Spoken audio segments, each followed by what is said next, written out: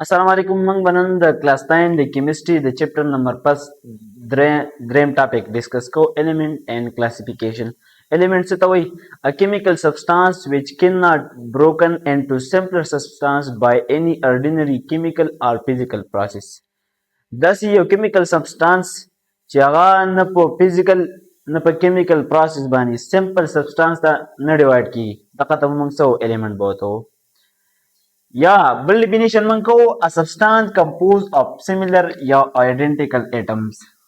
हाँ chemical substance چې هغه similar یا د identical atom نه جوړي یعنی similar او identical atom راځي شوی او دا substance جوړ کړي دا ته موږ سو element وو د similar او identical atom نه مراد زموږ سره هغه اټمونه دي چې دا atomic number سیمي لکه ګورئ example ته ګورئ کاربن element دی په دې کې د دریو اټمونو نه جوړي 6 6 6 12 13 14 دا isotop د خبره دي خو هغه موږ دلته نه ډیسکس کوو similar یا identical اټمونه راوځي شوی او دا element جوړ کړي موږ ته موږ چې کله similar یا identical اټمونه راوځي شي نو دا به جوړي element کدا خو element اوس راځو classification ته نو په classification کې پس د دې سره on the basis of physical property the physical properties په بیس باندې چې د metal بس property ني د non metal بس property ني او د metalloid بس property ني نو metal چې څومره دي نو دا څه دي hard دي صخري exception به راځي خو هغه به څه کو ډیسکس کوو چې دي hard دي بل دا څه دي snorers دي ringing sound باسي کله تاسو یو iron شیر والے او بیټي کوي وای نو هغه ringing sound باسي هغه ته وایي snorers ته وایي بل دا ductile دي یعنی دا property به کې دا ability به کې دا چې دې نه موږ وایر جوړ کو تار دي جوړ کو نو ductile هم دي metal بل دا malleable دي یعنی sheet formation دي هم څه کولای شي جوړوي شي malleable کله دې sheet formation جوړیږي هغه ته موږ malleable وو به دا shine surface دي میټل چې څومره دي نو دا شایني دي دا پړقیدون کې به څه شي به پړقیدون کې به بیا دې موږ سره نان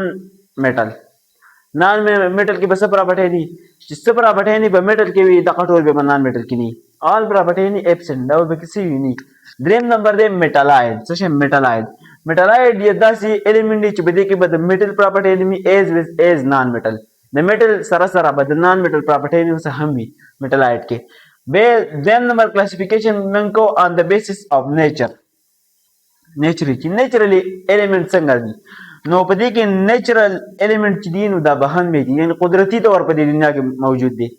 او ارتفیشل دا په کې 26 الیمنت دي ارتفیشل معنا ساينټیسټو په لیبارټری کې جوړ کړي 26 الیمنت به کړي بیا سټیبিলিټي on the basis of stability چې کوم اټمونه سټیبل دي کوم نان سټیبل دي سټیبل مطلب دا چې دا ریاکشن نه کوي دا کوم څه سټیبل وو و سټیبل ګروپ 8 چې څومره دي نو دا څه دي سټیبل دي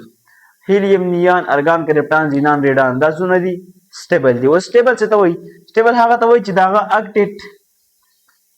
او ډوپلیټ رولز شي کمپلیټ یعنی په ویلنس شیل کې اته الکترون یا په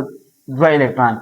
په ویلنس شیل کې نو ګروپ 8 چې څومره دي نو په هیلیم په ویلنس شیل کې 2 الکترون دي باقي څونه مرادي نو په ویلنس شیل کې دا اته الکترون دي دا څه شي دي سټیبل دي بیا نان سټیبل کوم دي نو نان سټیبل د ګروپ 8 نه علاوه نو ټول نان سټیبل دي دا په څه کوي ریاکشن کوي به چې کوم اټمونو اټامیک نمبر د بحث نه سیوای نو هغه ته به موږ ریډیو اکټیو الیمنت یعنی کنټینیو دی ریز به خارجيږي